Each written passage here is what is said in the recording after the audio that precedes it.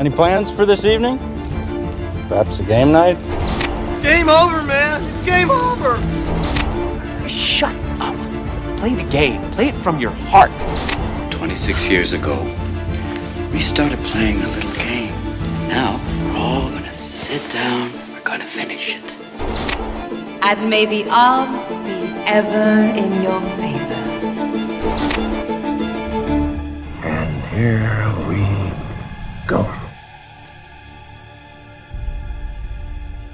Hello, welcome to Dice Camera Action, a mashup podcast about board games and movies where cardboard meets the silver screen. Each episode we review a board game, and then if you're a cinephile, you can stick around and for a discussion about a movie with a similar theme. I'm Matt Cousineau, and I'm glad I'm planted firmly on the ground today because there's a massive windstorm outside with some rain too, so I'd probably get blown right off the island if I was in the sky. But today we've got Andrew joining us, one of our regular hosts. Hello, Andrew. Hello. And then we've got a special guest host joining us today, Misfit Tom. Hey there. So he's one of the Tabletop Misfits, a YouTube channel that's been running for the last 4 years, covering board games and RPGs. They first gained a little bit of notoriety covering PAX U and Gen Con, and now they cover all kinds of the hottest games and latest games. Tom, I want to give you a little bit of a chance to plug yourself and your channel. So tell us what it's all about and where we can find you. Well, absolutely. Thanks a lot. Tabletop Misfits, we're mostly YouTube stuff. You can find us on YouTube as the Tabletop Misfits, or you can go to thetabletopmisfits.com, and I got that pointing over to the YouTube channel. But yeah, we've got at least a couple videos a week. We do RPGs and board games, but mostly board games. And we've been around for 4 years, and we love covering Gen Con, and we love covering PAX U and other conventions too. So that's kind of where we started off. We're kind of unique, reporting from the floor and doing interviews from the floor and getting them up right away. And so now we just love doing that and love board games. Very cool. So definitely check out that channel. I've checked out a few videos since I've been acquainted with Tom over the last month or two as we've been planning this episode, and there's some good stuff on there for sure.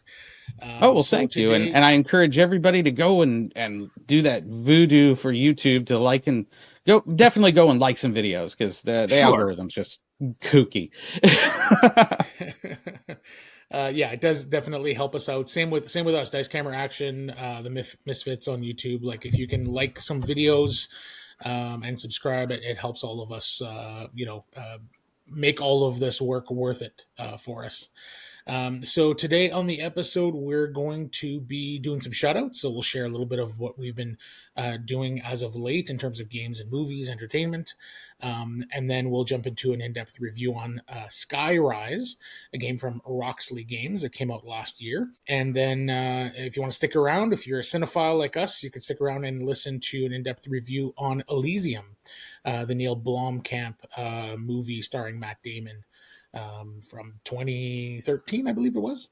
So let's jump right into it, guys. Let's start with Andrew. I want to hear what you've been playing. So I've been playing a wonderful small card game called Cat Lady by Josh Wood of Let's Go to Japan fame. AEG did both of those. Did you know that's not the actual name of that game? What is it? If you look at the title, it says "Let's Go to Japan," and then immediately underneath it, there's some Japanese writing. And if you read that Japanese writing in English, it very clearly, like I've asked like a half a dozen people to look at it. Actually, do it right now. Bring it up on Board Game Geek and go look at "Let's Go to Japan," and I want you to read me what it says underneath in English. Tom's got it right there. So Tom, maybe you can help us out. I don't read Japanese though. If you read it as an English word, what does it look like? That one looks like kind of like a BTIZ IJZ. I don't know. You're looking at it a little too hard, maybe. But wait. Swear. Can I say that word on this podcast? Yes, that's what it looks like to me. It says, "Let's go to Japan, bitches." You got it. Wow. I love that. I wonder what the new France one is going to say under it. Somebody brought that to my Let's go to attention. Japan. Please don't. And I just Oh my couldn't help goodness. myself. Yeah. So anytime I get a chance, I get people to read that. And yeah, let's go to Japan, bitches. Sorry, Andrew, to cut you off. Go ahead. Yeah, Let's Go to Japan is a great game. And on top of that, the designer, Josh Wood, I was able to meet and hang out with at Gen Con this year. Phenomenal person. We talked for at least half hour, 45 minutes, had a really great discussion about all sorts of things. So love to support him. So anyway, I found this game, Cat Lady. It's a small card game. It's not that much to it, but it's got a really clever drafting mechanism for the set collection. So it's a 3x3 grid of cards, and you can either take the 3 cards in a column or a row. And as you clear those off, you put new cards in place, but your opponent is blocked from taking the 3 cards that just came out, right? So you got to kind of take a column to the right, and then they're going to take a row, and then you take a column, and then, they maybe take a different column and then take a row. But essentially you're collecting cats, and then you're collecting the food the cats want, and then you're collecting also outfits to put on the cats, and you're collecting toys for the cats. And all these set collection things have a different kind of scoring, a little bit of area control, a little bit mixy-matchy, a little bit of recipe fulfillment. But it's a very cozy, easy, kind of simple but challenging game to be good at. And on top of that, recently it came out with an app. So I've been spending time playing a game or two before bed. As I get into bed, I get cozy. I pull it up, I play a hand or two, and then I kind of knock myself out. And it's just a really nice finish to the day. I really like Cat Lady, so that's what I've been playing lately.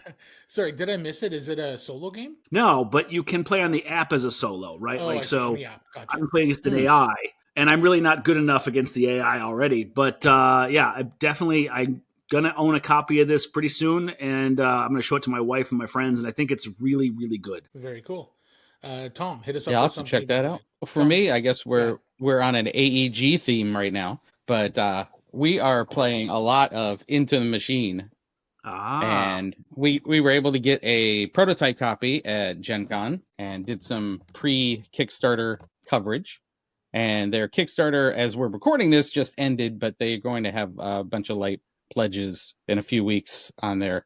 And I think Hive is going to be their post-launch or post-Kickstart supporter.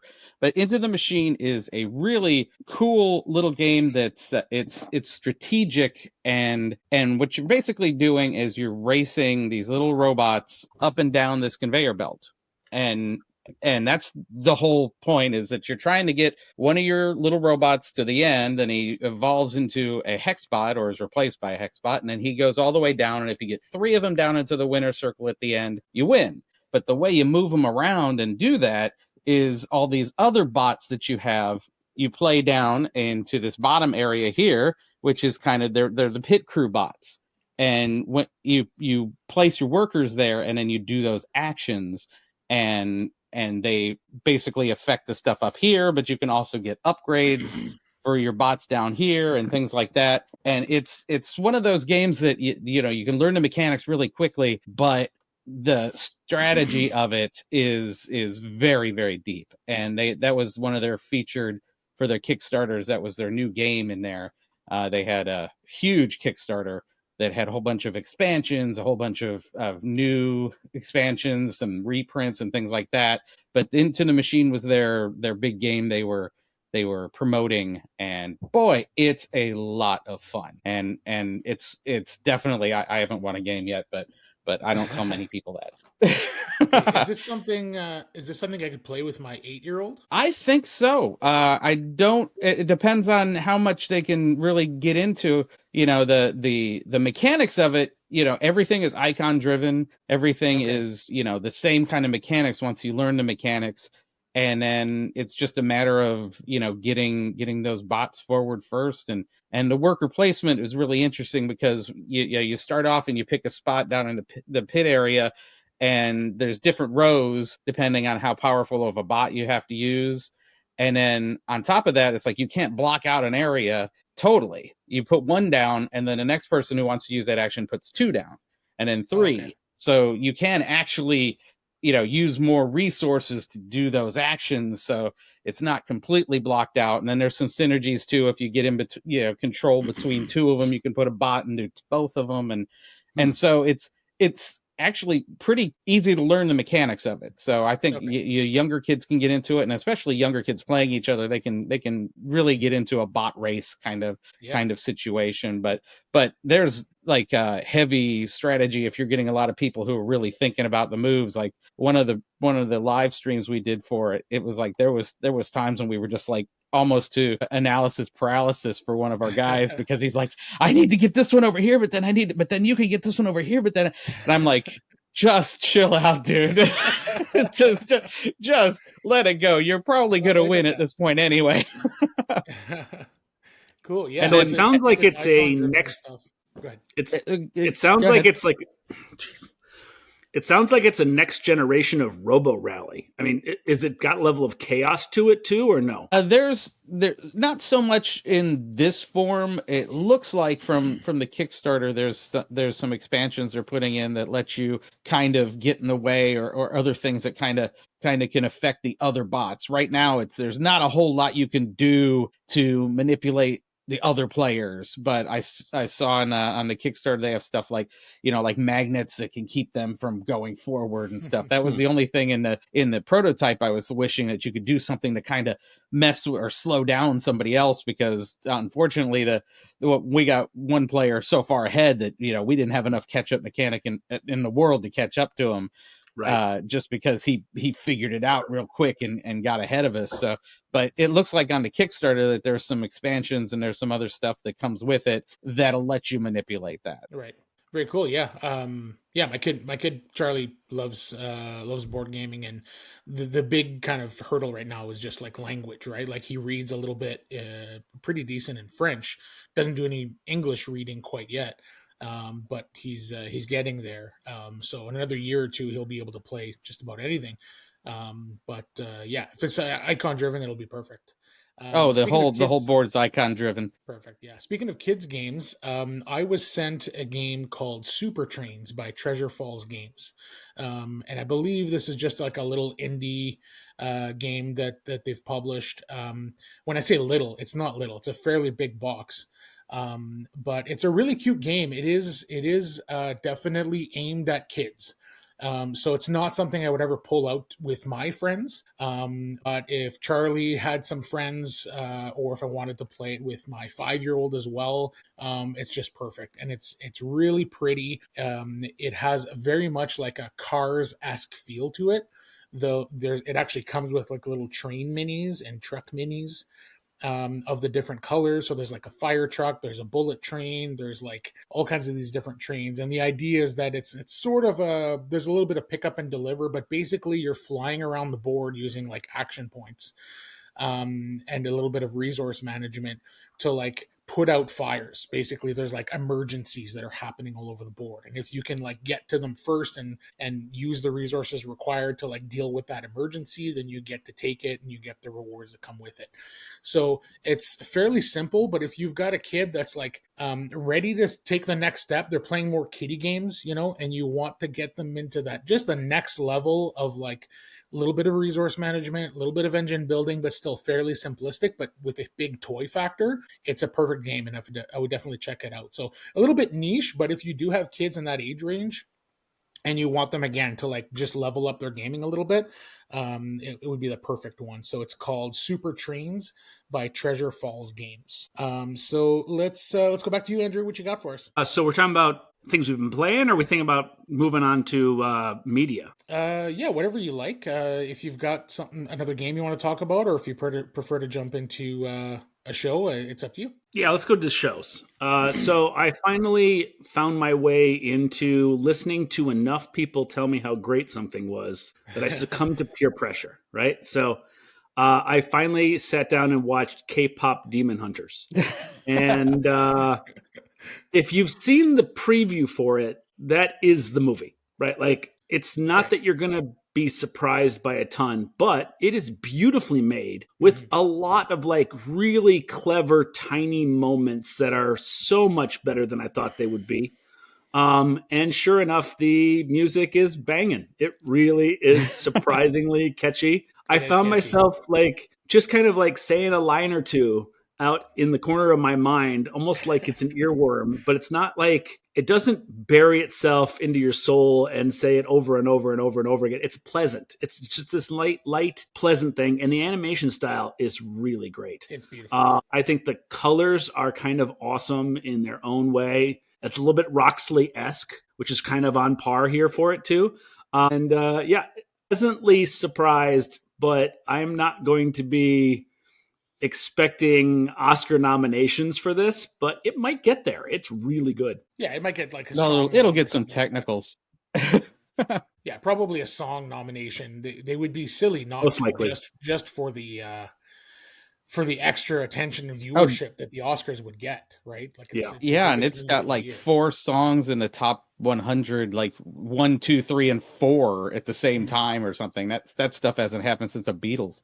As I said, I have a 5 and an 8-year-old, so that movie and those songs have definitely been present in my house. And yeah, I agree. I haven't like watched the whole thing. I've probably watched like most of it at this point in different like segments, just because the kids have it on here and there.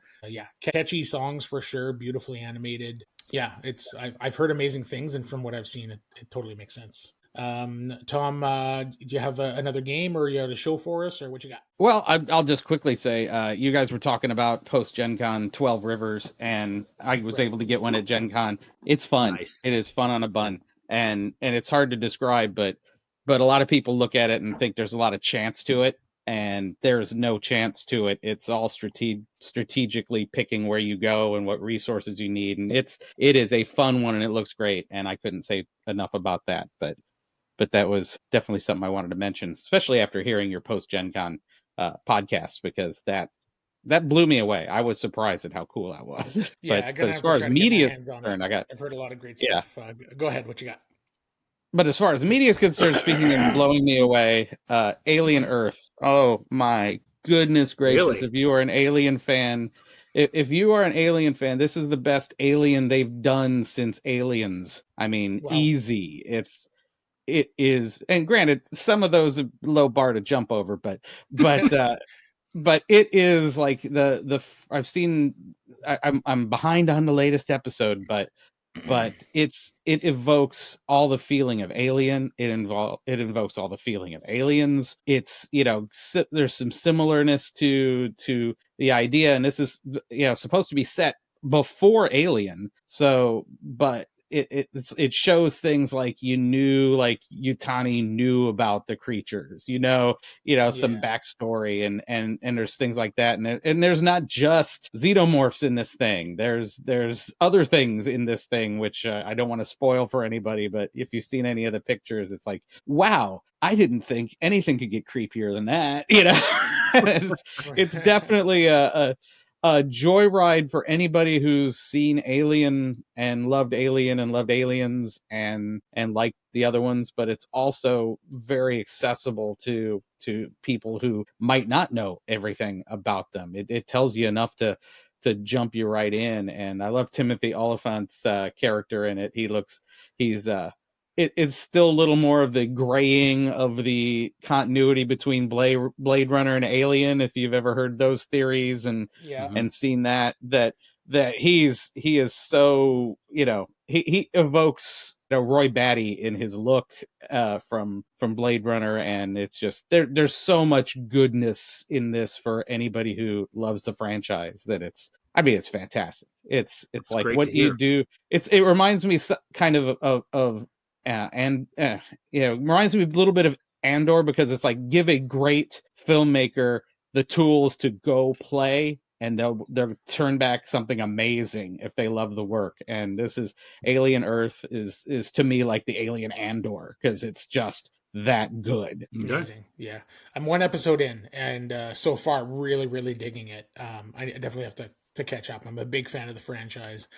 I like the movie. In terms of the movies, I like more than I dislike, though most of them are just okay. They range from very bad to like masterpiece in that franchise. But some of my favorite stuff in the Alien franchise is like when they explore the like synthetics and the AI and the blurring the lines between being human and being kind of a machine, as they did really interestingly in Prometheus and Alien Romulus. I thought those two are underrated. Not great. Again, they're kind of just okay to good, but I love those segments and those pieces of those movies. And in that first episode of Alien Earth, I got a lot of vibes of that kind of like topic and themes.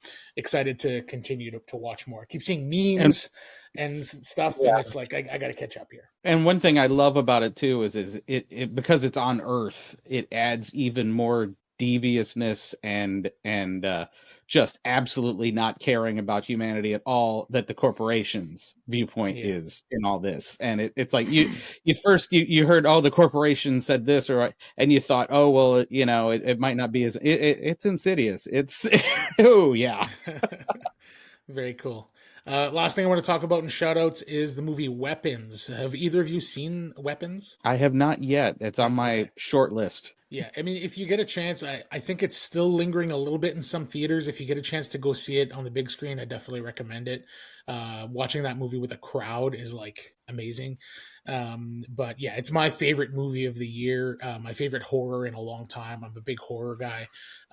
It's like some of the most fun I've had, and I'm talking about a horror movie here, but there's definitely some comedy, whether intentional or not. There's definitely some comedy in there, and it's not like, it's not jokes. It's just the way that things happen and the reactions and the setup of things. It's like I've just got this goofy smile on my face the whole time. Yeah, I had it, like, honestly, the most fun I've had in the movies in a long time. And not only did I have fun, it's an excellent film. It's slickly directed. The story is interesting. The characters are great. Some of the horror elements are really cool, and really creepy. And like, if you're into horror, and even if you're not, if you're only kind of a little bit into maybe the thriller or whatever, it's not something that's going to make you squirm, or like, there's not really maybe a couple of jump scares, but nothing crazy. It's definitely kind of like borders the line on the kind of elevated horror, if you will, in terms of genre. So Weapons is my favorite movie of the year, and I can't wait to watch it again. So definitely, if you get a chance to watch it in theaters, especially with a crowd, go ahead and do that, because it's an experience that you'll be glad you partook in. I want to take a quick moment to shout out our sponsor, BoardGameBliss.com, which is honestly where I've been buying games for years. This isn't some random ad read. They're literally the only people I reached out to because I already love what they do, and I was relieved when they said yes so I could be fully genuine when endorsing them. They've got a huge inventory of games and are always super competitive price-wise, which is important to me. At Board Game Bliss, we believe in the magic of play. Board games spark joy, forge connections, and create unbelievable moments. We source exceptional titles from around the globe, so your table always has something exciting to offer. Whether you're just starting out or you're a seasoned pro, there's always a new favorite waiting to be found. Go to BoardGameBliss.com and find out why they're my personal favorite place to buy board games. So let's jump into Skyrise. So Skyrise was published in 2024, designed by Gavin Brown, Sébastien Pochon, and Adam Wise. Art by Andrew Bosley and Gavin Brown, who's also a designer, I see. It plays 2 to 4 players in 30 to 90 minutes. It has a weight of 2.3 on BGG, which feels about right to me, and has a board game rating of 7.7 on BGG.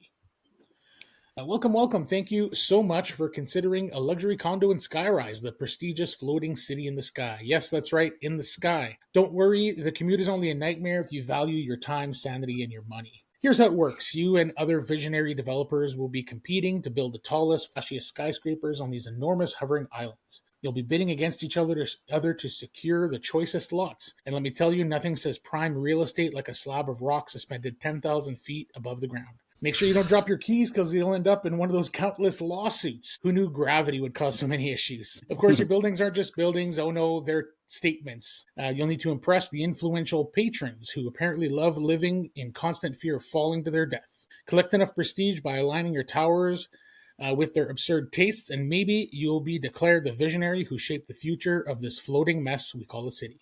So welcome to Skyrise, the city where the only thing higher than these towers are the HOA fees. I'm not mowing this place.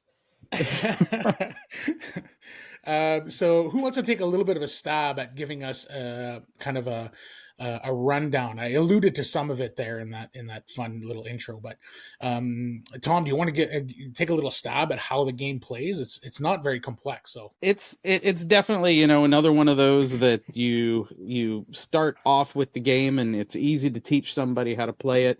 As a matter of fact, you can on most of the bidding turns you can, you know, explain it as you go. So it's actually a pretty accessible game to get into and get to going. But basically what it is you are bidding on the plots in all the different areas of Skyrise, and they have different color codes to them. They have different things that you'll get if you get them to get sets in, and that's the scoring side of things. But basically, the first person that starts the bid puts a little building down, and it's got a number on the bottom of it.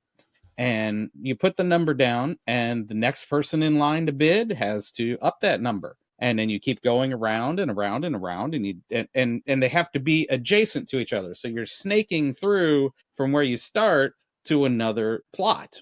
And wherever it ends, whoever decides either has the highest bid and can't be outbid, or whoever just decides I'm out and everybody's out, then you flip your building over, and that's your spot. And you take the reward that's on the spot.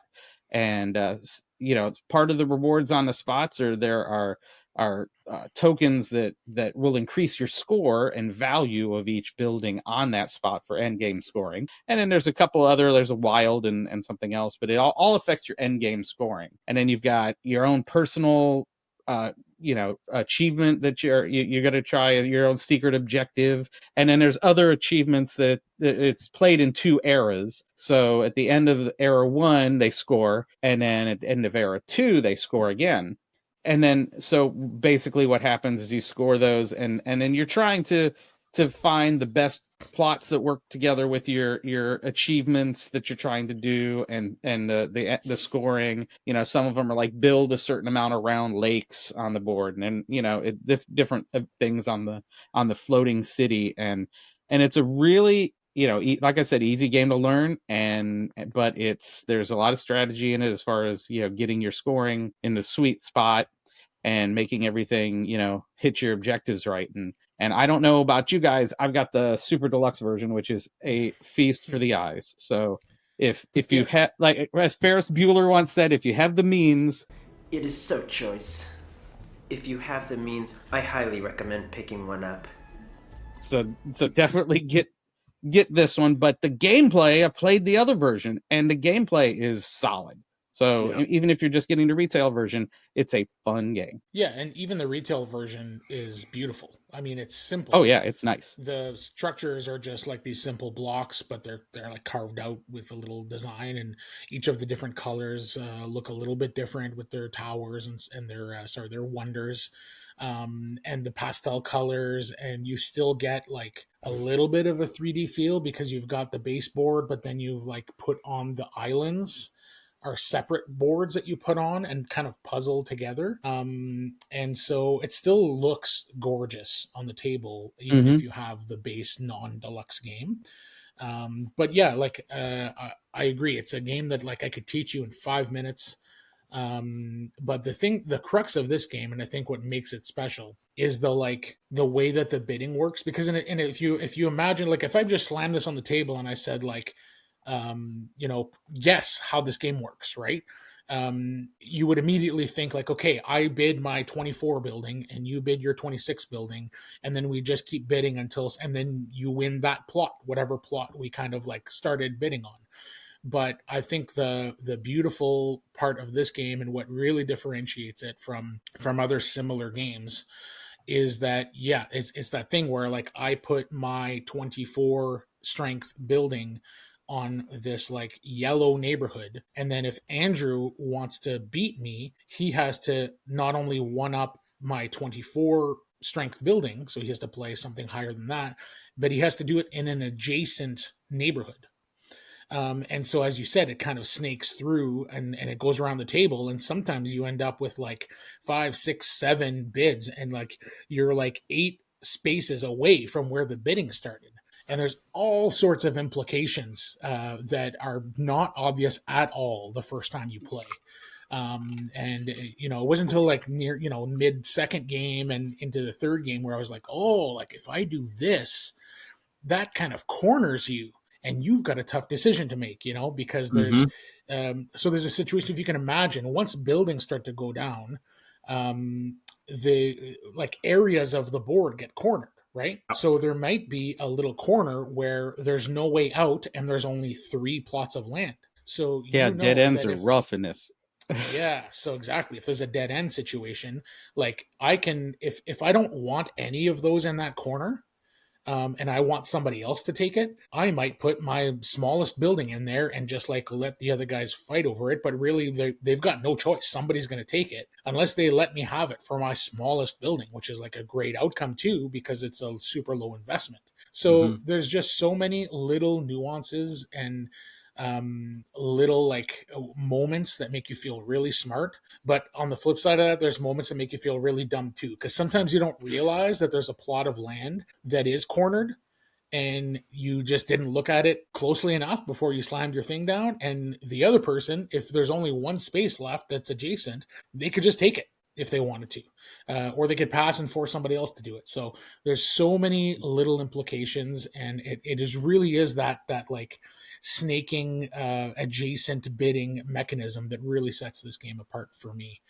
Andrew, do you have any like overall thoughts on this game? Well, the first time I played with this mechanism was a small game called Nocturne. Have you guys ever played that one? No. It's a simple set collection game, but it uses that mechanism. And I always thought when I played that game, I'm like, this game isn't deep enough, right? Like this game is a cool mechanism, but it's not more than that. So then I played Skyrise after. I don't know which one came first. I know that Hysteria Games made Metropolis, which is Sebastian Pochon's version of this in 2008. I never played that one. It looks very similar. It looks like they took that game and then upgraded it and made it better into this version.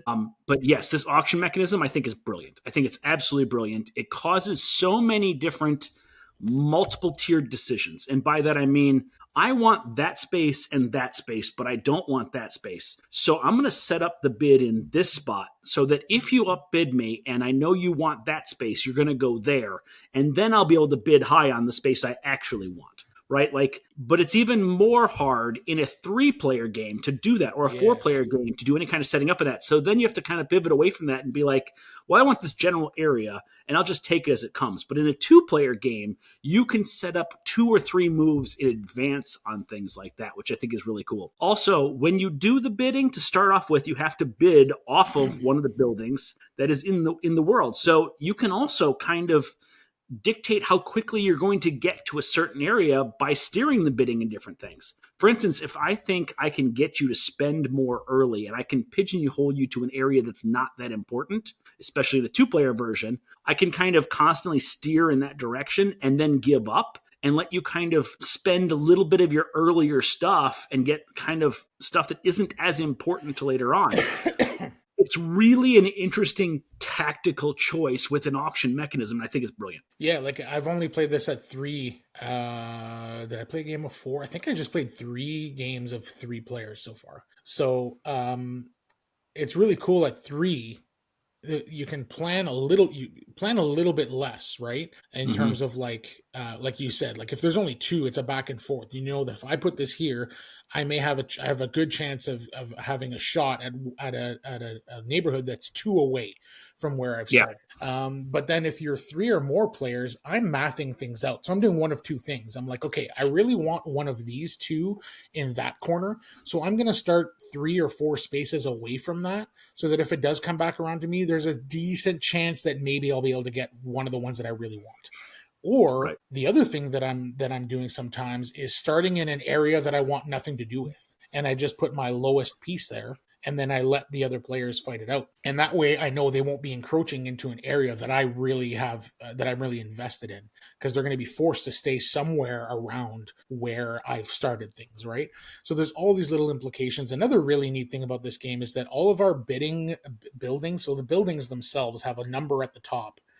And I'm 100% sure it's balanced, but Andrew, you might have the 1, and then I would have the 2, and then Tom would have the 3. But then there's a jump, and it goes to like 12, 13, 14. So Tom had the highest of the little ones. In the next segment, I have the highest. And then in the next segment, in the 30s, Andrew would have the highest. And it kind of goes around like that in a situation where, like, there's always going to be somebody that has the high, because we don't have, there's no numbers between the players that are repeated. Right. So there's always somebody at the table with the highest piece, the highest valued building. And so that's something that we're constantly keeping an eye on. I'm looking around the table. Who has the highest right now? Oh, it's me. Okay. So I'm in a situation where, like, at any given point, if the perfect plot comes up, I can just take it if I want. Mm-hmm.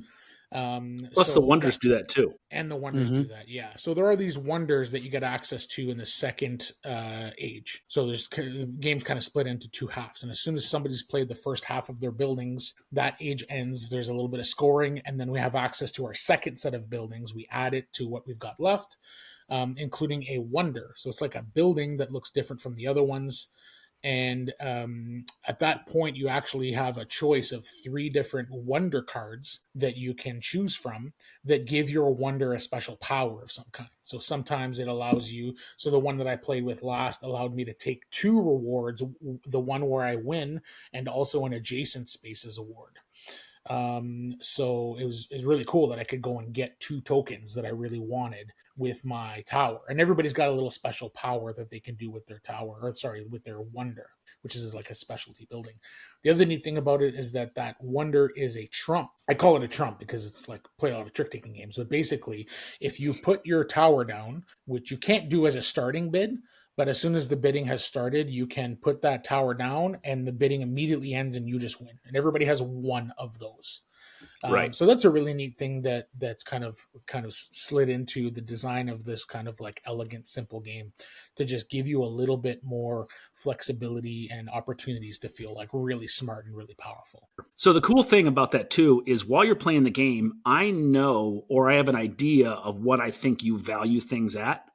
And when you bid, you're bidding not only for you to take that spot, but if I put my piece in a place I know you want, that's not a possibility anymore for you, even with your wonder. So I feel like you're doing a lot of defensive bidding, even on top of my offensive bidding. And then sticking something with somebody with something they don't want is like the ultimate great feeling in this game, where they're like, "Oh yeah, I was definitely thinking for sure you were going to go here." And like we had a lot of, in my plays, we had a lot of dissection of the bidding after the bidding finished. Like there was a lot of like this, man, here's what I was thinking here.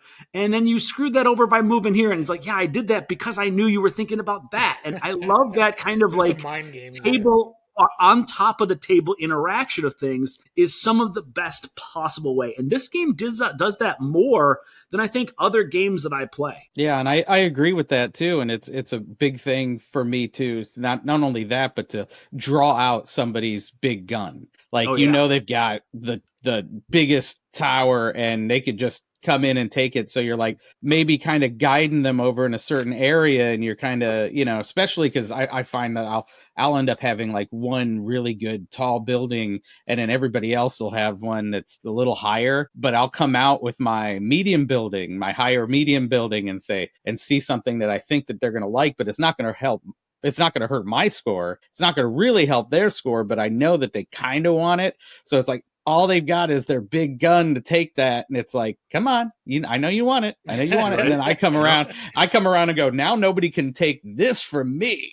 And it's such a gratifying feeling being able to kind of play them out and end up to where like there was one round we played and I had like the top 3 bids at the end. And I'm like, I'll just take whatever I please at this point. Yep. I'll also say this. I don't love a lot of area control games because I feel like it's a little the rich getting richer for the most part, unless you tend to overspend to compensate for it. But in this one, I really think it's an exceptional version of that because it's about the height of the building more. So by spending more, you can gain access to that. But then you also have to outnumber them. But it's an easy thing to kind of overcome, at least early. It's a harder thing to lock something down to get the area control that you need for long term. So I feel like it changes hands more often and more frequently than most area control games. Would you guys agree with that? Definitely, yeah. It has a lot to do with like, because again, just to paint the picture a little bit here, everybody's got one tower in the single digits, that is the small towers, then one tower in the like teens, and one tower in the 20s, and then one tower in the 30s or something like that. And then everybody's got three or four medium towers that are in like the 40s, 50s, and 60s or something like that. And then everybody's got three or four, I think it's three tall towers, which are in the 70s, 80s, and 90s. So there's plenty of scenarios where like I take, as Tom was just saying, like I can take my biggest of my medium buildings, and if anybody wants to beat that, they got no choice but to play a tall one. So there's like plenty of situations where I'm like, okay, I'm bidding a little bit higher maybe than I would want. But like if anybody wants this next thing that I don't really value, they've got to like, they can't just one up it there. They've got to like use one of their big boys, you know? And so there's plenty of little opportunities like that to feel really smart and pigeonhole people. I don't know if that's the right word, but like stick people in corners or in situations where they have a really tough decision. It's like, this is a great spot for me, but I would be wasting and using one of my like most powerful pieces to take this, and it's early game and I'm not even sure what I'm going to need later. And like, oh, do I do this now? And like, if I do use one of my big guys, like the next person over has one that's like one a little bit higher. And then that puts them in a corner where it's a dead end and they could just take it. And nobody could even respond. So it's like there's tons of these little situations and moments where you like have an opportunity to feel smart or feel dumb or corner somebody or put somebody in a tough decision, tough spot. And it's just like really, really interesting to see all of those things develop in our own minds as we're playing our first game. You know, halfway through the game, we're like, oh, if I go into a spot like this, that means XYZ, and you can't like those. And the game is full of those moments as you're discovering how it works. Oh, especially when you pair that with the scoring. You know, the scoring where you know you have like the basic scoring for all the game is if you have control an island, you get score at the end of each era. And sometimes it's like, I know you cannot take control of this island because you don't have the big building, you know, so you can kind of force them to throw things in bad areas, and then you could sit there with the spot that's perfect for them, and it's like Sophie's choice: either you take this spot and it helps you score a little bit, or I'm going to take this other island. So you know, or something like that, where you're able to do that. And some of the scoring options, it's like, go ahead, would you like to take that? I know you don't. I like that there's also two scoring levels, right? Like there's the first scoring and the second scoring. And I actually think it's beneficial, and the game is set up in a way to kind of make you bid early. If you get enough behind and you don't put enough bids out to even get some access to things, other players can start running away with the score a little bit early on. Yes, you can make some catch up behind later on, but if you decide to try to sandbag a little, it can be very detrimental in early scoring and hard to overcome later on. So you can't just say, you know, I'll let you take whatever you want and then I'll come in and be able to just clean up the board after with all the spaces that I want. So you can bid defensively and offensively, but you can't get too far out of it, and it's really cool for that reason. It's great, and like more than anything, I think the fact that it's so easy to learn and has all these nuances that reveal themselves to you as you play. I think it's just genius. My one negative that I would put out there, and I think it's just a necessary evil in this kind of game, And I had the same kind of like thought with Art Society, where you're filling out, Art Society, you're filling out a tableau basically with art pieces, and there's just adjacency stuff and like comboing and just like the standard kind of tableau building, tile laying kind of scoring, right? But when you first start that game, there's a bidding situation as well, and the first like 25% of this game feels very arbitrary. Like you're like, I don't know, I guess I'll go over here and hope that I can get that spot over there. But then people can go in so many different directions away from where you were hoping they would go or whatever. It feels a little bit arbitrary. And I have heard that criticism about this game that I don't fully agree with, that like, hey, like, why does it even matter? Like how does this bidding even matter? Where does the strategy even come in? Because I could start my bidding here, but then it ends up across the board. What's the difference, right? Well, of course, we talked about some of the nuances and why it does work, but it does feel like that in the early game to me. So that's kind of maybe my only kind of criticism of this game, is that the first 20% of this game or so feels a little arbitrary. There's a little bit of strategy and a little bit of things that you can do to try to like set yourself up and maybe take an island early by placing your tall tower and being like, this is mine, like so there's a little bit that you can do, but in that first little while, especially when it comes to like the nuances of bidding, there's no corners, there's no like dead ends in the beginning, so it's a little bit more arbitrary, and that's probably my only like quote unquote big criticism of this game, which ultimately is just a necessary evil, because you got to start somewhere, and then the puzzle becomes more and more and more interesting, to the point where like when you get into the mid game, it's like so crunchy and so interesting that it was like it's all worth it kind of thing. No, once you get your first game down and you watch everybody score,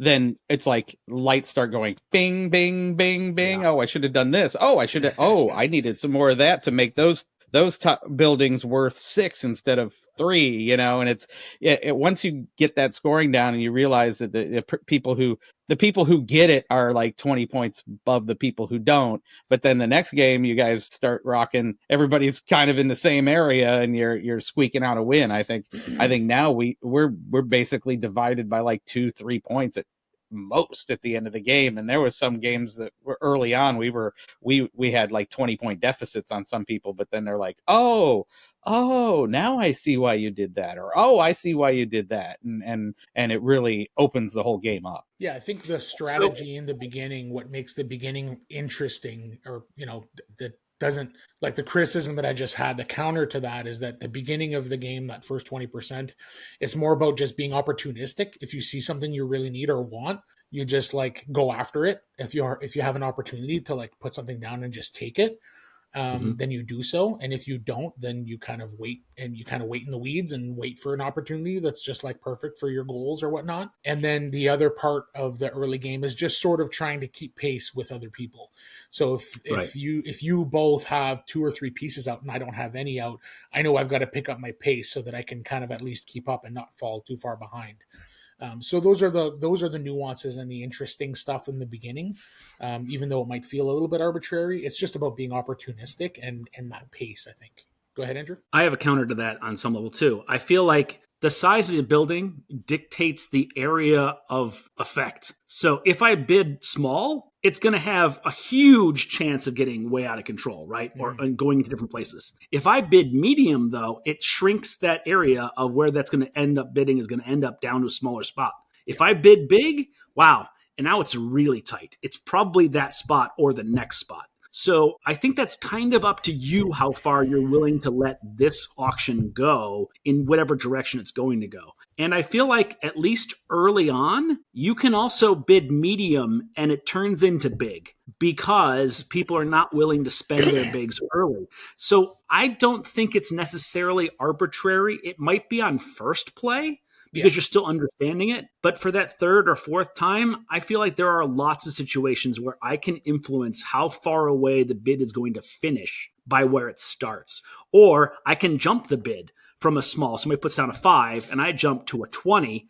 knowing that 30 can be played, but not likely, right? Like, and so you can really target the spots that you want. You just have to spend more than you're comfortable with, or that people are most likely going to do in normal auction situations. But those are entirely based on how I want to play this game and what's important to me or not important to me. If the area is not important, then yeah, I'm willing to let you take something or bid lower and let it get further away. But I think you can dictate a little bit how far the end of that cycle is going to go. Yeah, knowing not when not to bid is a big thing on this. Yeah, completely agree.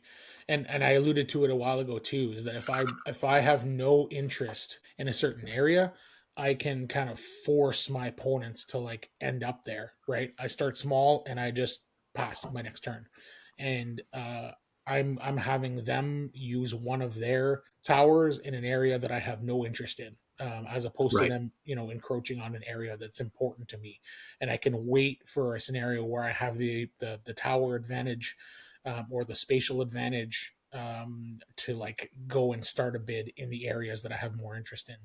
So it's a game that I will say that you alluded a little bit to this, Tom, is that like if somebody's played 8 games of this and they play with 2 or 3 people that have not played, that person you're going to win. You're probably going to win. Huge unless they advantage. get really lucky, or the person's like insanely smart and great at board games and they just like digest the whole thing, or they've played a similar game. But otherwise, like you're going to win that game. But I will say that the neat thing about this is that if everybody at the table is at the same level, if it's all like casual board gamers, they're going to have a blast playing this. And if it's all hardcore board gamers like us, we can all have a blast as well. So it's a game that is like very flexible in that way. And these are the types of games where you're just like, it's one of the games that could easily end up being like a classic, right? Like in 15 years from now, we could still be playing Skyrise, and that would not surprise me. And don't underestimate the power of three loose cannons playing against somebody with a plan. Right. Because there's definitely, why'd you take that? I don't know. Oh, well, now I'm messed up. It's like my buddy Ian wins almost every game we play. He just has a broken brain. And like, and I swear to God, every time we play a game, he does something. And I'm like, why'd you do that? And his answer is always like, I don't know what I'm doing. And I'm like, yeah, loose cannon. I don't believe you for a second, because you end up winning every game we play. And you say in every game we play, you say, I don't know what I'm doing. I'm just going to do this. He's got a master plan. And this is the kind of game that like people with brains like that can just like eat up. So yeah, great game. Any nitpicks? Like I had a little bit of a nitpick in terms of like the early game, especially for your first few games, feeling maybe a little arbitrary, and just like almost setting things up. Sort of like maybe the first few rocks in curling, right? Like people are just putting guards and like there's not much going on until like. That's right. It's Canadian. You're from Canada. Right, yeah. I'm like, curling. What? What is that even? My Canadian audience is always like, oh yeah, that's a great analogy. Good job, man. And all the Americans are like, what is he talking about? Throwing rocks? What are you talking about? Well, it depends if you have the hammer or not. Okay, I have to assume that that's something else to do with curling. I'm sorry. Yeah, you gave me the exact reaction I expected. So any nitpicks on the game, guys? For me, I have one, and that is the bridges between the segments. It is too hard to recognize what they are, and I've seen, if you go through pictures of BGG, almost everybody paints their bridges. Just make it a different color because it blends too much. Even with the deluxe edition, which is gorgeous and it really makes it feel great.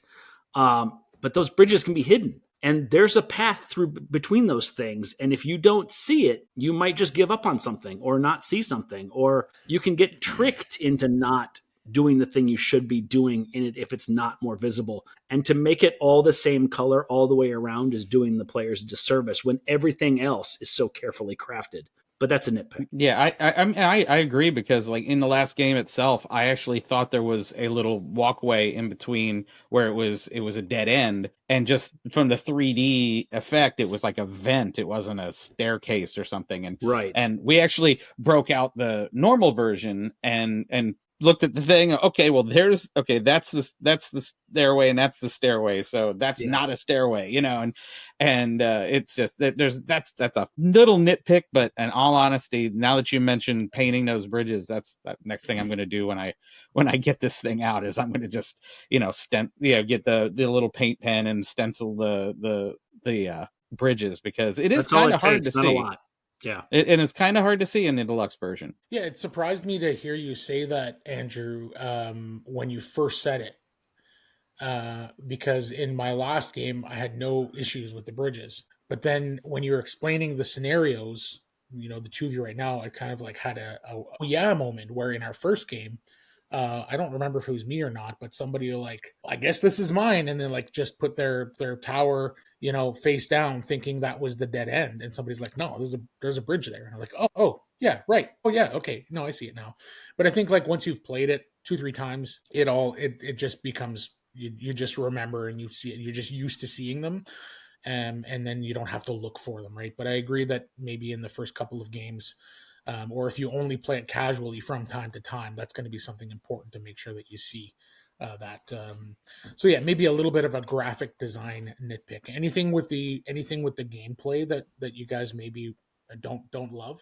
Well, for me, I mean, in our game group, yeah, it's for our game group. The only criticism I could come up with is that I can't play with 5 because it's a 4 limit, and quite often we end up with 5 in our misfit groups on the weekend. But that's the only thing that keeps us from going to the table much more often than it does. I would say give it time. I have a feeling that is the kind of thing that they're going to add in later on and bring on another level or another map or something like that to fix that. I was thinking about that. I'm just like, there's so little real estate that you can't really add another player easily, but then the way the board is, how are you going to do that? And I can't figure out, maybe they're going to add more levels to it or something. Who knows? Yeah. Cool. All right. So let's get to our scores then. Andrew, you want to start us off? Yeah, for me, out of 10, this is a 9. I feel like it really is good, and I feel like there's no reason for me to feel like it's going to drop off. And with the quality of the components and the thing, I'm going to get the deluxe version. There's just no way I'm going to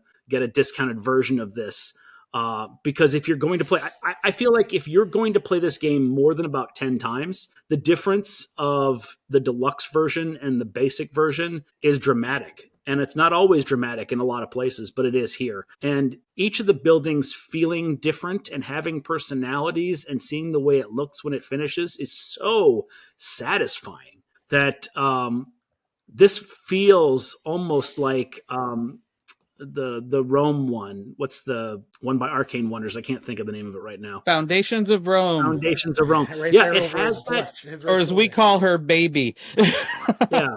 It has the Foundations of Rome satisfaction of building the thing out. And like Foundations of Rome, the gameplay is relatively simple, but the strategy is super deep. I feel like these two compare very, very favorably to each other, but I actually like the bidding mechanism in Skyrise more. So if I have to do a direct comparison, I'm going to go 9 and 8.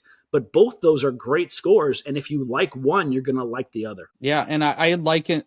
Or compare the deluxe version to normal retail version to Foundations of Rome, Foundations of Metropolis, because they came out with a cardboard version of Foundations of Rome, and for me, I just look at it and go, but we'll get Rome out anytime that we can get Rome out. We've loved that game since I think that the story that we tell everybody is that when we sat down at Dice Tower East and got a demo of Rome, we had 2 turns, and I take my credit card and I hand it to Misfit Tom, the other Misfit Tom, and say, go. And he got one of the second to the last one that they had for sale, and it was that immediate falling in love with a game like that. And Skyrise, we were at Gen Con, and it was a press deal with Roxley, and the designer was there and had it all laid out, and we're like, ooh. Yeah. And then we got the copy to review, which was the retail version, and we're like, oh, this is fun, we really like the game. But then I'm like,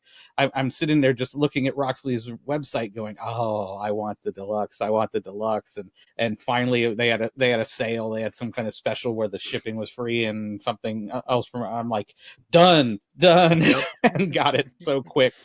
because it was really a no-brainer, because the gameplay's there. The gameplay's solid and it's fun, and it's a smaller edition you can take to, you know, a convention real quick or something, or just pick up somewhere. But like Ferris Bueller said, it is so choice. It is definitely something you want in your collection. And I'd say if we gave it a 4.5 out of 5, so I guess that would be a 9 out of 10 in a top 10 scale, and we just knocked off basically a point for the retail version, because the sweet version is sweet. Cool. Yeah, I have it as a 9 as well. So 9's all around today for Skyrise. As I said earlier, it feels like a classic game already. If it had a weirder scoring mechanism, it wouldn't surprise me if it was designed by Knizia, right? Like, it feels like one of those like clever, super simple tile laying this buildings, but like it feels similar to that sort of game where you're like laying tiles in super interesting, smart ways, where you're constantly saying like, "Ooh,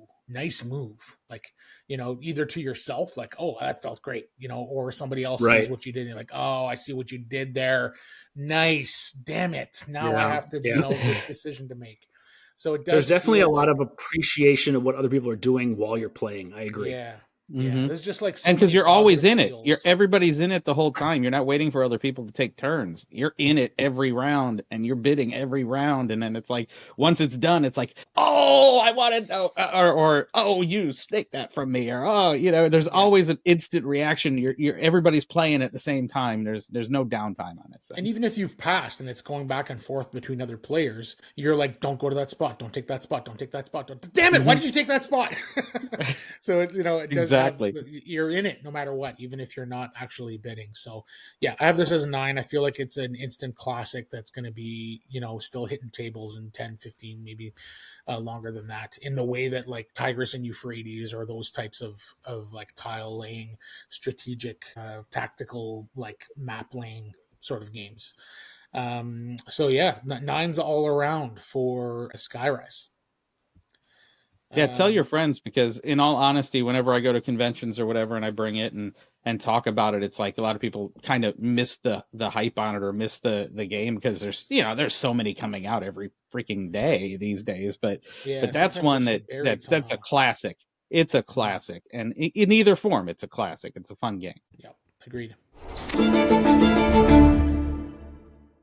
All right, let's get into our movie review for the episode. So we decided to pair Skyrise with Elysium, and we had a little bit of a discussion back and forth on what to choose. Accessibility to some of the movies was one of the concerns. We talked about Megalopolis being a perfect pairing for this as well. But honestly, like, can you even rent it or buy it anywhere? Like, is it available? I looked it up. Coppola pulled it from being able to rent it on any service or anything. It's not on any streaming services. He believes that it only needs to be seen in the movie theaters. So that's he went the, I think it was more of a, well, if you don't want to watch it, I'm just going to take it home with me, you know. Yeah, he took his ball and went home. Yep. Because I tried watching it just after I watched Elysium, and I was like, about I'd say a quarter through it, and I went, nope. It's tough, man. It's tough. Did you see Megalopolis, Andrew? No, I did not, and I want to. It's definitely on my list of things.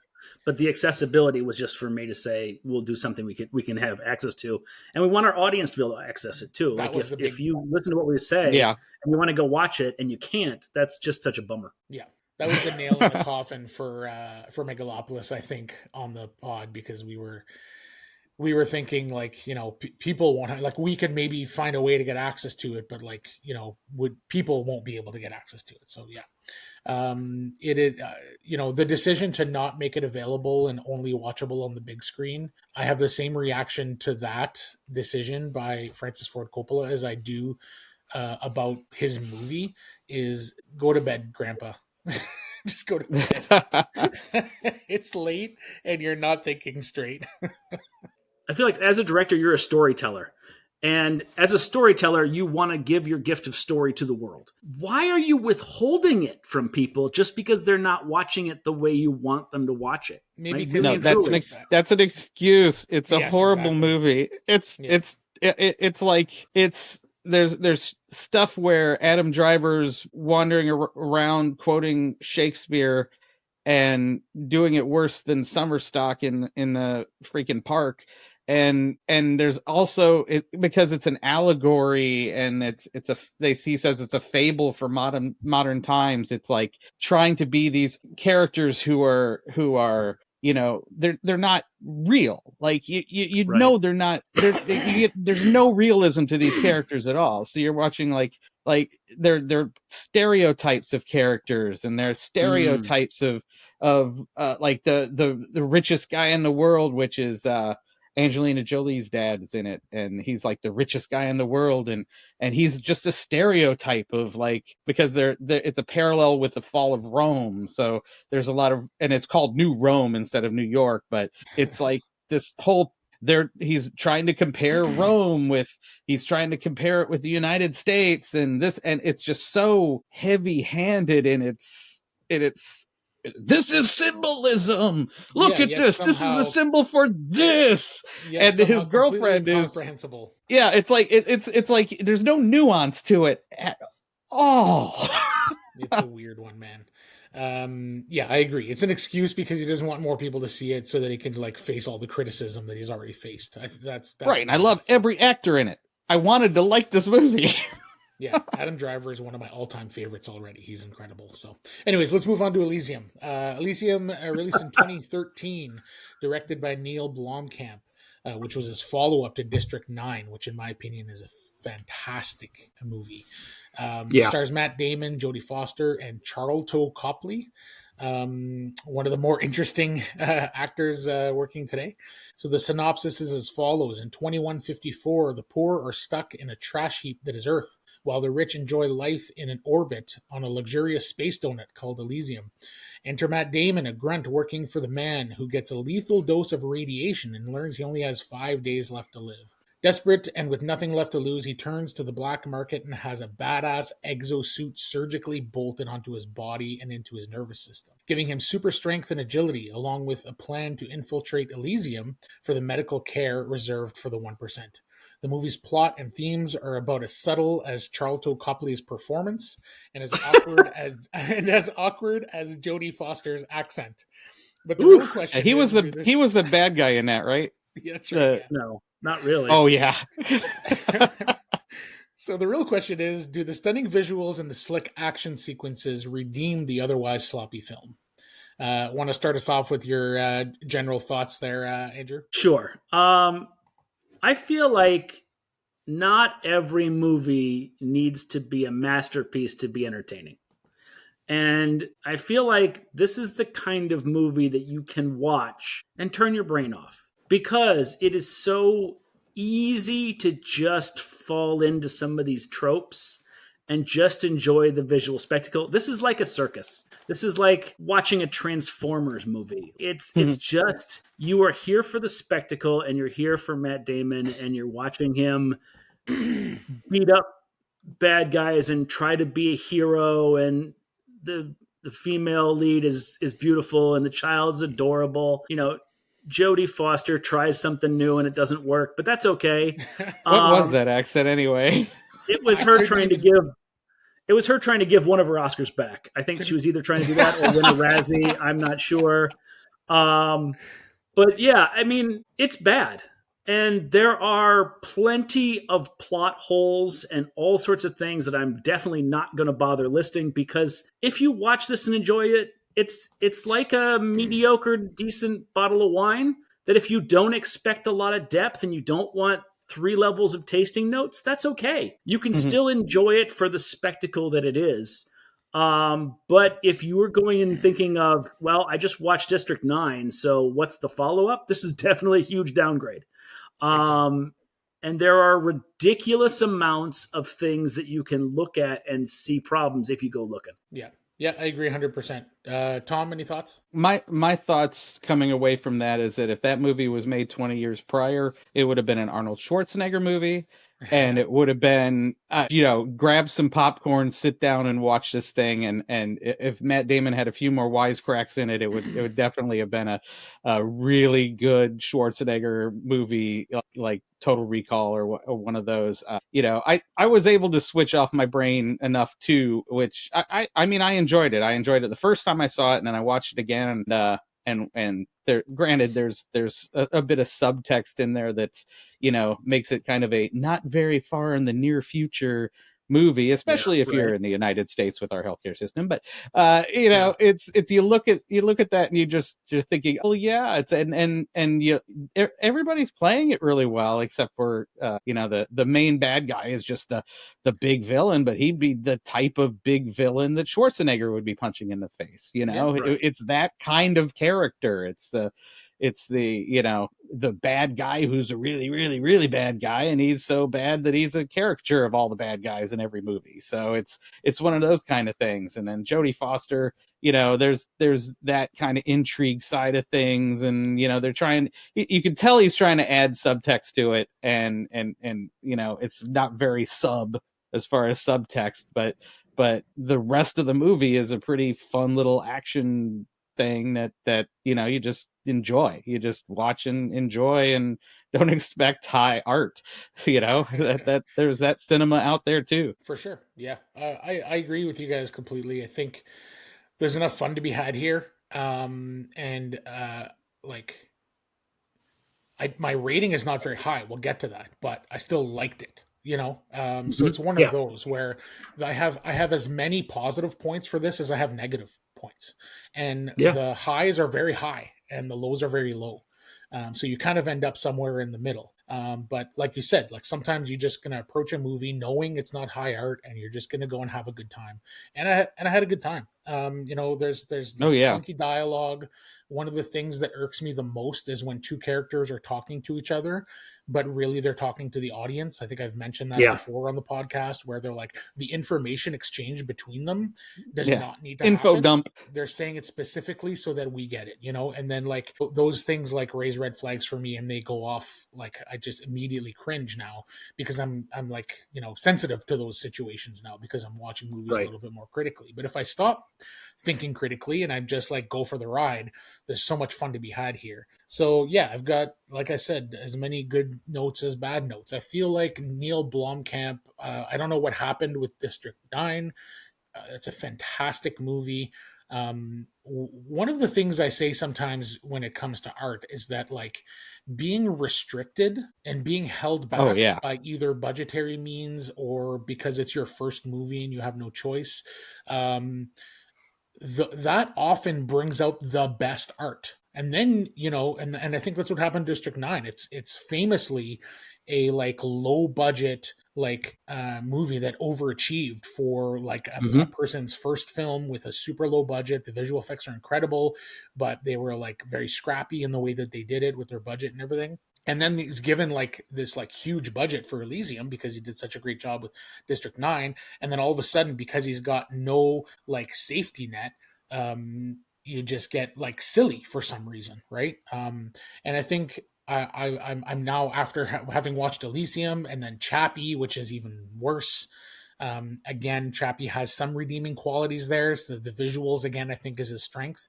But I'm sort of seeing Neill Blomkamp now like another Zack Snyder, where like not a good storyteller at all, but like an incredible visual artist, an incredible visual director. The action sequences are really cool. The world building is so well done. You're giving me the so-so. You're not big on the action sequences? I thought they were great. So some of the action was good, right? But I also feel like it did some of that disorienting camera flip work thing where you can't tell who's being punched and who's not, who's actually doing the punching sometimes. So I won't say the action sequences are that great, because if you backed out 5 feet, you'd have a much better understanding of what's going on in some of the shots, right? Also, because it seems like these characters have an inability to use any weapon more than once because they want to showcase all the different cool technologies they've got. There's some very serious, dumb action based on that, right? Like Or it's actually even worse that they're using a low grade weapon when they can use a high grade weapon instead, right? Like in the thing that like you want to kill somebody or hurt somebody, but I'm going to go ahead and just go back to remedial swordsmanship because I want to be this badass. That doesn't make any sense whatsoever. So those action sequences then deter from it actually being an action sequence. And also, because some of the technology is so high, it negates anything they're doing, which is also frustrating. It does the Matrix thing where everybody's shooting and nobody's hitting. That's even more frustrating to watch. So no, I will not give this. Do not compare this. I will not give this high art in the action. I really won't. Also, I don't know what's going on in the future where nobody knows how to cover up or remove graffiti, but this is the most graffitied thing I've ever seen. And he happens to just adore graffiti to a level that I can't even understand. Well, I don't think they have paint on the planet Earth anymore. I mean, they really made it seem like there wasn't much of anything left on Earth at all. So, I mean, I think they're painting in space and yeah, everything else has got spray paint on it just because that's the way it happened, you know. They kind of give a real disparity between what is on Earth and what is up in space, so much as that, you know, everybody's driving and, you know, they're using the Toyota as an assault vehicle kind of thing to do their job. And, you know, it's this scrappy kind of humans with nothing kind of thing. And then suddenly they're going up against robots with look like pulse cannons at one point. And you're like, yeah, right. You're outmatched, dudes. You know? Also, on top of that, those cars are over 150 years old based on this timeline. No matter what kind of maintenance you're doing on these cars, they are not holding up. They build Toyotas to last. Yeah, whatever. It's that old like question of like, if you have this old boat and then over the course of like, you know, 50 years or 100 years, you replace one board because it's busted and the next board because it's busted. And then eventually every single board on the boat has been changed. Is it still the same And it's boat? not really the same boat. Is it still the same boat? I forget what the name of that boat was, but that's a sci-fi theory I've been seeing a lot on. Is like, is it really the same boat? But it's just, I have to say, for this movie, I mean, I like the action sequences myself. Just, I mean, granted, they were, you know, very intimate because, you know, it's kind of I think they were kind of trying to use some of the Jason Bourne kind of movement into it, but also I think they think the idea is that, you know, this is a second film, and there's an old saying we have in the video industry. It's like, we'll fix it in post. And this is kind of the way they do a lot of things with the actual script, is that they think that they can, we're going to add some kind of action sequence or some kind of you know, VFX sequence or something here that'll make it seem like it's, you know, better movie than it was. And it's like, yeah, but, you know, I still don't believe in these plot holes that you've got in here. And it makes sense for the movie, but it doesn't quite make sense when you zoom out a little bit and go, exactly. Really? Oh, really? And then the whole, I mean, I don't know if we're getting into deep spoiler territory, but it's a the whole 15-year-old movie. The whole MacGuffin in this is that it isn't even really at a certain point about him getting up there and getting health care. It's more of like, you know, he wants to fix the world because he's got this key in his head to reprogram the whole computer. And it's like, oh, he's destined to be the guy that changes the world. And it's like, well, how do we get from like an intimate little story to, oh, he's, you know, Earth Jesus now with the robot, you know, because he's gonna fix everything. And then it's like, okay, it's like, and then I'm sitting there at the end going, oh, well, now everybody gets healthcare, so these ships come down and start bringing people into these remote ERs. And I'm like, how could, if it's not going to cost them any resources to do this, why aren't they doing it already? You know, why aren't they?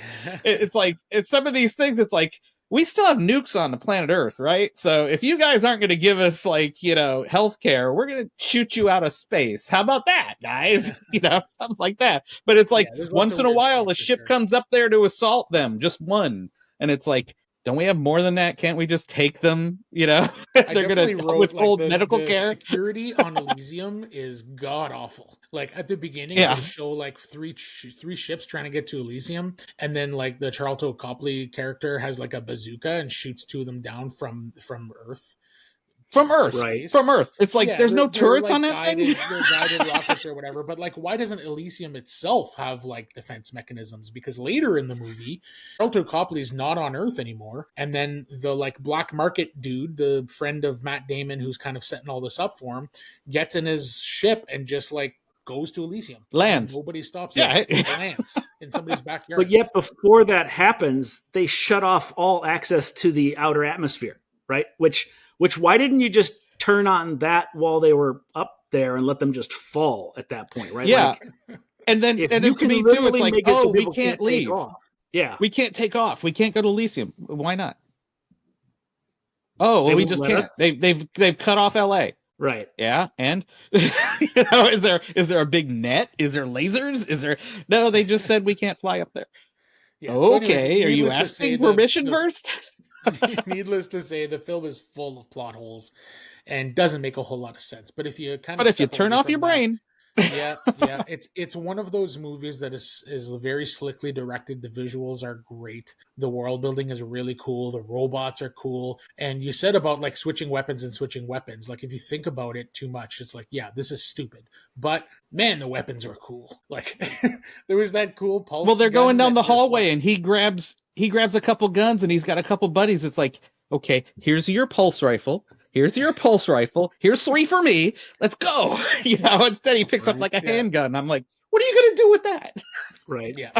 Yeah, there's like some cool guided like little grenade things that like shoots and then they like attach themselves to the person and then he presses a button. The discs, goes up.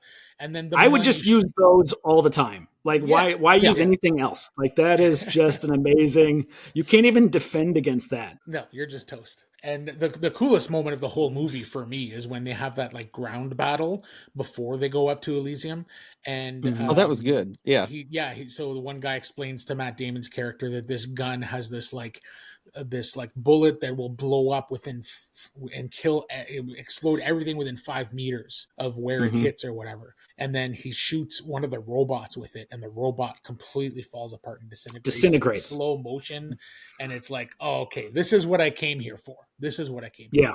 So if you're there, it's like they had half a movie figured out. Yeah. If you're there for other reasons like plot or good characters or interesting narrative or themes, or anything like that, you're not going to get it. But if you're there for some pretty cool action, some cool moments, and we had a little bit of back and forth, Andrew, about how like you're not big into the action sequences, but I agree that they're like, they're a little bit tough to follow at times, but the big moments, sort of like this whole movie, there's like the low lows and high highs, and I think the action sequences are no different. There's some low lows in there where you're like not too sure, trying to figure out the geography of who's who and where's what. But like there's also some moments of like these cool grenade heat-seeking things and like that disintegrating robot, and there's some moments that are just really, really cool. And that final battle between Charlton Copley and Matt Damon, where they're on that bridge with the exoskeletons, no different. There's a couple moments in there where I'm like, just let me see what's happening here. But like, there's also most of it is like, oh, that's cool. Like that's a neat way to do that. And there's lots to like, but there's just as much to dislike. So it's just one of those movies where if you can, as you said many times, shut your brain off and just enjoy the visuals. There's lots of fun to be had there too, for sure. And I think Matt Damon keeps this whole thing on the rails. Like he's just so charming. Oh yeah. And charismatic. And like, I enjoy Matt Damon in just about anything. And, turns out after Jason Bourne and all that, he can definitely do the action thing. Pulls it off for sure. Sorry, my dogs are losing their minds. Oh, no worries. Any other thoughts on the movie before we give our scores? Other than I like the effects. I thought they looked. It's kind of there's been an uncanny valley of effects recently where you're like, oh yeah, that's completely visual effects, but there was a lot of good shots in that especially the fighting the robots in that one action sequence and stuff that there's no robot there, but it really felt more real than a lot of the current movies I've seen. The design of those robots and the way they move and act is just like, it looks great. And I think the design and the visuals of the Earth stuff is way stronger than the stuff on Elysium. It feels a little too shiny and a little bit too video gamey for some reason. It doesn't feel like lived in. They just went a little bit too far. I think it was meant like to. Perfection. It Yeah, felt it just like feels like it went a little too far in the perfection. It just wasn't believable that people were actually living there, you know. But yeah, beyond that, I think it still looked great, and the Earth stuff especially, I think looked great.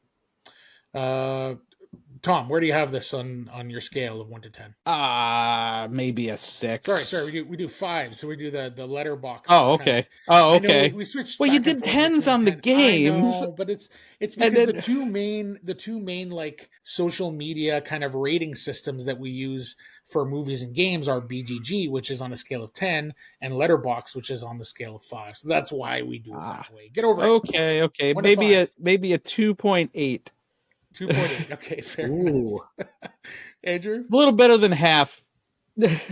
Fair enough. One of the problems with a 5-point scale is that a 3 is dead middle, right?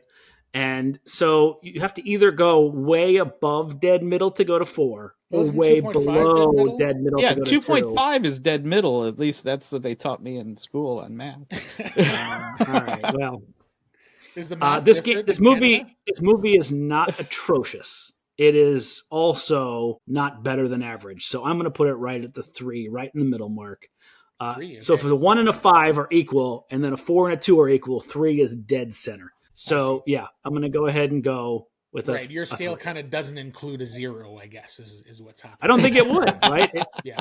If you give it zeros, if 0 exists, then yeah, it's a 2, because I think it's a little bit below average, but I think it's right at average. Yeah, I have it as 2.5. Like Letterboxd has a little system where you can like rate it on a 1 to 5, and then you can put a little heart on it if you like it, you know. So sometimes I put a movie at a 2 or a 1.5 or a 2 or 2.5, but I like it because I know it's trash, but I enjoyed it, you know. Yeah. And that's sort of how I feel about this. It's like a very middling movie. The highs are highs, the lows are lows. I'm kind of in the middle on it, but I just had a good time. Mostly for Matt Damon and for the visuals and the world building and the robots and that kind of stuff that we talked about. Yeah, that's where we are at on Elysium. So thanks a lot for doing this, guys. This was a lot of fun. Tom, we'll have to have you on again. This was a good time. Oh, thanks for having me. It was a blast. Awesome. So, folks, if you're enjoying this podcast, take a few minutes, rate, review, and subscribe, whatever platform you're listening on. It makes a big difference for us. It helps us grow and find new people, new audience. You can follow us on Instagram at Dice Camera Action Pod. If you're on Instagram, please jump on there right now. Give us a like. Or a follow. And if you have any feedback, you can email us at dicecameraactionpod@gmail.com. Thanks so much, everybody. This was a blast. Take care. Thank you.